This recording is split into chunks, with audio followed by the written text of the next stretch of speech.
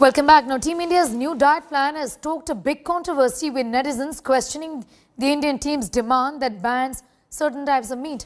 It all started with the team management's recent order for implementing a diet plan that only allows consumption of halal certified meat. In addition, the decision to exclude both pork and beef in any form has also landed the management in a soup. Netizens have taken to Twitter to express outrage over the new dietary plan, which supposedly aims at improving players' fitness. While many are calling the order biased towards a particular religion, there are many questioning how can a diet policy like this be implemented in the first place. Now, there's a big controversy brewing over what the BCCI or the team management essentially has said about what Indian cricket players can consume in terms of the kind of meat they can have. Only consume certified halal meat is what the team management has indicated to all the players. Also, no consumption of pork or beef is the latest diktat. Netizens are asking, why is this being said, and is this correct, and how is this going to be implemented is the question that netizens are asking.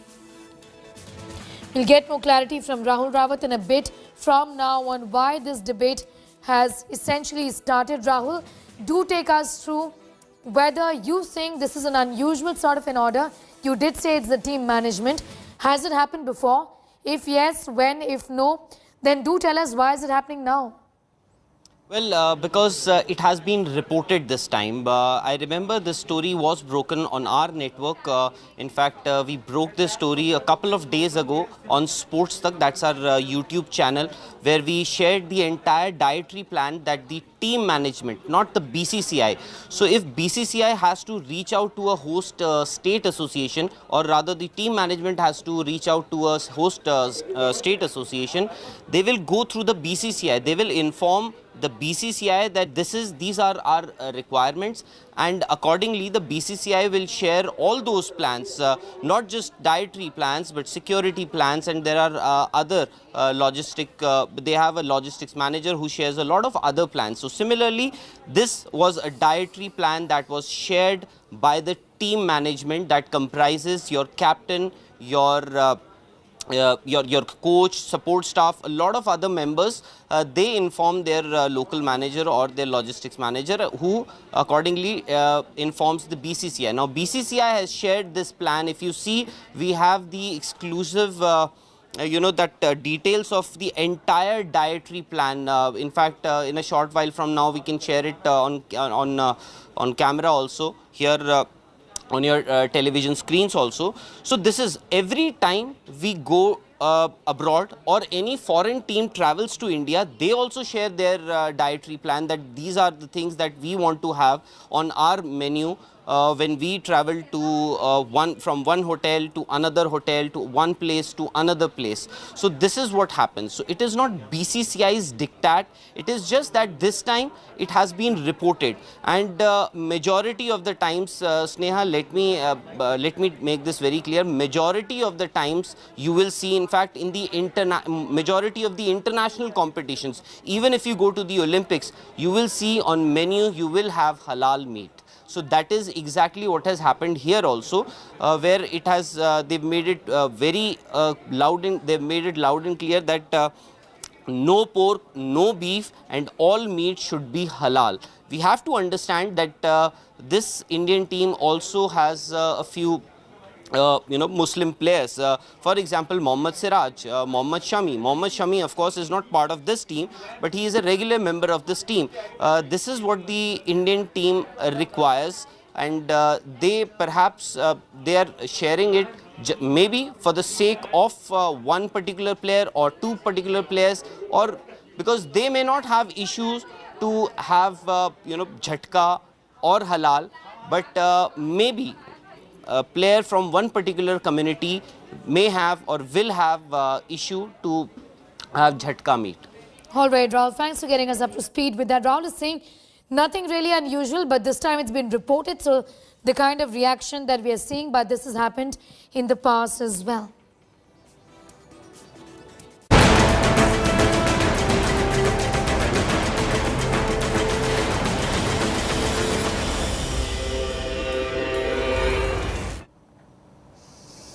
Kerala model's death probe is getting murkier. India Today has accessed the CCTV footage of the night when model Zansi Kabir and Anjana Shahjan's car was allegedly followed by an Audi car before ramming into a roadside tree.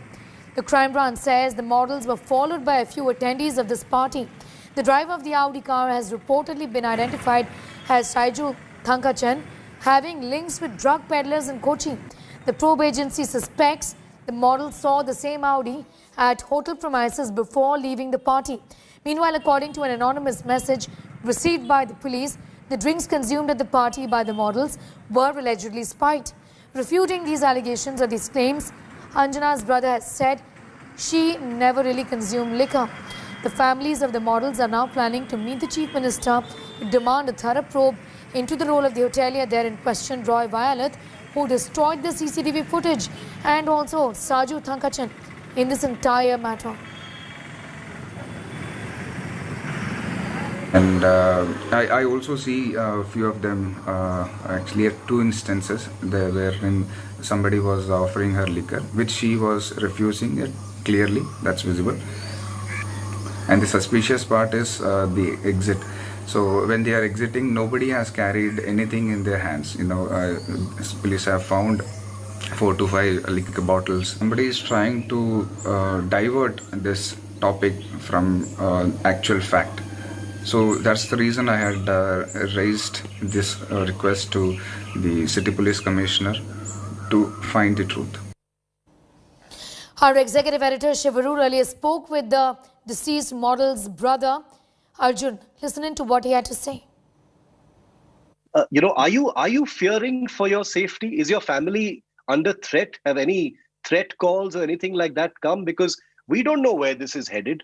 Those people have gotten bail at this point of time. Now, I don't want to indulge in any rumor mongering, but when powerful people are at play, there can always be threats. Are you fearing for the safety of your family? See, what we need is a fair trial investigation. If they are behind our life or threats, we are afraid of that as well, because we live in such an area where if we try to reach out to someone even in the peak hours or midnight, I hope there will not be any help. So people are around us, our relatives, our neighbors are coming to our places in the VRs, supporting us. They are staying overnight so that nobody is left alone. My dad is going to the work in Alwa. That's actually 30-40 kilometers from here. I work from home late nightly. I took the night shift because if I fear something is I have lots of fear on them, and they are powerful people. I can't say what will happen to us. So honestly, we are afraid to come even to the media, that to expose ourselves. Don't want to give any unruly statements that would trigger the situation. I believe we'll all will be safe, and police and the local help is always here to help us. What is your fear, Arjun? Why do you think CCTV footage would have been deleted? To a person watching this story from the outside, if anyone deletes CCTV footage, that is immediately suspicious. Exactly. So I had the similar kind of suspicion, and that's why I have written a formal complaint to the Commissioner of Police, Kochi, and they have assured me that they will be finding out the exact reason behind this, what has happened, and the reason also that there was no formal complaint written to them on Saiju or the hotel owner, because they have arrested them on behalf of that. The evidence was destroyed and they were immediately given bail, and that was the saddest part. So I reached out to the commissioner and expressed my I'm not sure the word exactly what should I say, but my anger was really visible on my face to the commissioner, and he said that write it in a formal way, and we'll take up to this. So I gave them the complaint written, and hopefully the trial investigation will not be influenced by outside any of the factors. because as per the media, local media, I have read some articles that ex-police officers were also involved in the DJ party, and that might be the reason why the footage was missing. So I believe, if that needs to be escalated to the CBI or to the court monitored investigations, I am willing to do that as well after the crime branch reports are completely done. Well, Popular Front of India leader has been arrested in connection with the killing of an RSS worker in the Palakkad district of Kerala. The police has not released the name of the person under arrest. PFI workers are also being questioned on the whereabouts of other people involved in the murder. The culprit was picked up from Idukki, and the police revealed the arrested person has many criminal cases against them. They further confirmed it as a political murder. Police officials have now said the culprit was brought to the crime scene in Mambram in Kerala for his statement. Remember, 27-year-old RSS worker Sanjit was hacked to death on the 15th of November while he was taking his wife to her workplace. BJP State President K. Surendran has met Home Minister Amit Shah to demand an NIA probe into the alleged political murder. Arrest ചെയ്യപ്പെട്ടിരിക്കുന്ന വ്യക്തി എന്നുള്ളത് popular front of ഇന്ത്യയുടെ ഭാരവാഹിത്വമുള്ള പ്രവർത്തകനാണ്. ഈ കേസിനകത്ത് പ്രധാനപ്പെട്ട തെളിവെന്ന് പറയുന്ന ദൃക്സാക്ഷികളായത് test identification parade അടക്കമുള്ള ഒട്ടനവധി ഇൻവെസ്റ്റിഗേഷൻ പ്രൊസീജിയേഴ്സ് പെൻഡിങ് ഉണ്ട്. അതിൻ്റെ വെളിച്ചത്തിൽ പ്രതികളെ പിടിക്കപ്പെടുന്നവരുടെ പേര്, ചിത്രങ്ങൾ ഇതെല്ലാം പുറത്തു വിടുന്നത് കേസിൻ്റെ സക്സസ്ഫുൾ ആയിട്ടുള്ള ട്രയലിനെ ബാധിക്കുമെന്നുള്ള വിലയിരുത്തലാണ്. The Boeing 737 MAX jetliner, which was grounded for more than 2 years after 2 fatal air crashes, is back in the skies, and the SpiceJet MD Ajay Singh is speaking to India Today, telling us all about it. He's telling us the details, including the internet services that could now be made available on these planes.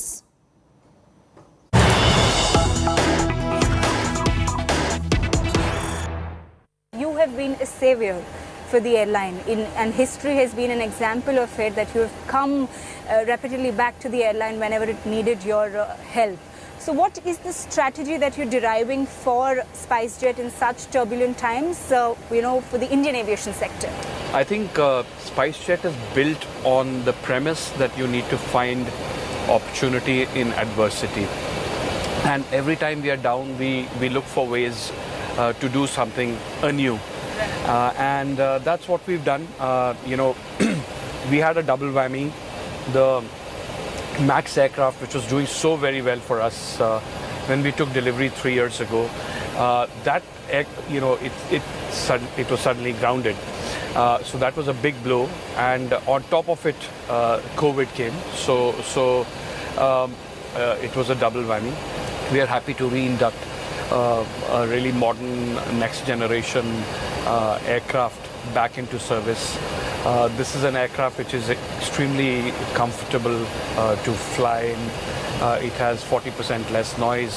There's much more leg room for people to sit, and interestingly, we will also provide broadband internet on board all MAX flights by the end of this year. People say that, look, airlines lost a lot of money during COVID, and of course SpiceJet was one of those that lost a lot of money. But I think what we managed to do is to build a significantly valuable asset, which is worth a lot more than the money that we lost. And in terms of the balance sheet of SpiceJet as well, there's significant restructuring that we are able to do in this period. And you will see a vastly different SpiceJet in the first or second quarter of next year. And is it going to be red hot and spicy, or more? It will always be red hot and spicy, ma'am. Always red hot and spicy, but financially on a much stronger footing. I think also with the Boeing compensation behind us, with the new deliveries starting now, I think a lot of positives for SpiceJet. Competition kaise rehne wala hai? Is there a new strategy that you've been building on? Aviation services में भारत में तो हमेशा ही competition रहा है. आपको याद होगा कि जेट एयरवेज थी, किंगफिशर थी, air Deccan was there, Paramount, some airlines whose names now I forget, but there were always in India. This has been an extremely competitive space. तो एयरलाइंस आएंगी, एयरलाइंस जाएंगी. अब उसमें कंपटीशन से एक ये फ़ायदा तो होता ही है कि that everybody is forced to innovate. People are forced to cut costs, find new ways to survive, and so that's a positive of competition. लेकिन हमारी आशा यही है कि जो भी नए प्लेयर्स आएँ वो एक रैशनल प्लेयर्स आएँ. एक ऑन वन साइड हम सबको मिलके अपना कॉस्ट कम करना है. Aviation as a sector is an important one. It that tourism उससे बढ़ता है, उससे बिज़नेस बढ़ता है, और स्टेट्स भी इस बात को समझ रहे हैं. कई स्टेट्स ने वैट अपना कम भी किया है. लेकिन बहुत आवश्यक है कि हम एविएशन फ्यूल को GST के दायरे में लाएं. It's been a long-standing demand. This is not something that can be done in the budget. It's a matter for the GST Council. But hopefully we have enough support now for this to happen. There are only 5 petroleum products that are not part of GST. So this needs to be done. We need to reduce airport costs. Festive season has seen that the airfares have been very high in comparison to last year. So going forward, do you think as the restrictions are easing out, maybe also it's because of the price caps, will the airfares keep increasing? See, every year when there's festive season, people say, look, the airfares are very high. But when there is no festive season, do people say airfares are very low? If airfares were generally really high, all airlines would be making money. The fact is that airlines lose money. You cannot have a sector where everybody keeps losing money, right? So you need to find a way to reduce costs. You need to find a way to have rational airfares. You need to find a way for airlines to have reasonable profit. So we need to do that, and we need to work together and make that happen. Well, shifting focus, let's talk about the COVID-19 curves in Netherlands that have now turned violent in several parts of the country. Mob is setting cars on fire, clashing with cops in protests against COVID restrictions. Here's what happened. Riots broke out in cities across the Netherlands for a third night in a row on Sunday. Police mounted on horseback clashed with mobs of angry protesters who set fires and threw rocks in response to the country's latest COVID-19 restrictions. Unrest began earlier in the weekend in Rotterdam to protest government plans to create a national corona pass for people who've either been vaccinated or recovered from COVID-19. Police detained over 60 people in 3 provinces, and 5 officers were injured on Saturday, according to the authorities. In Rotterdam, where police opened fire on a crowd that had swelled to hundreds, the city's mayor said the scene had turned into an orgy of violence. 4 people believed to have been hit by police bullets remained in the hospital on Sunday, a statement by the authorities said. The country reimposed lockdown measures last weekend in an effort to slow a resurgence of the virus. Daily infections remain at their highest levels since the start of the pandemic. Some protesters were also angered by a firework ban on New Year's Eve to avoid added pressure on hospitals already forced to scale back care due to a surge in COVID patients. Pausing here for a quick break. On the other side, news for the hearing impaired.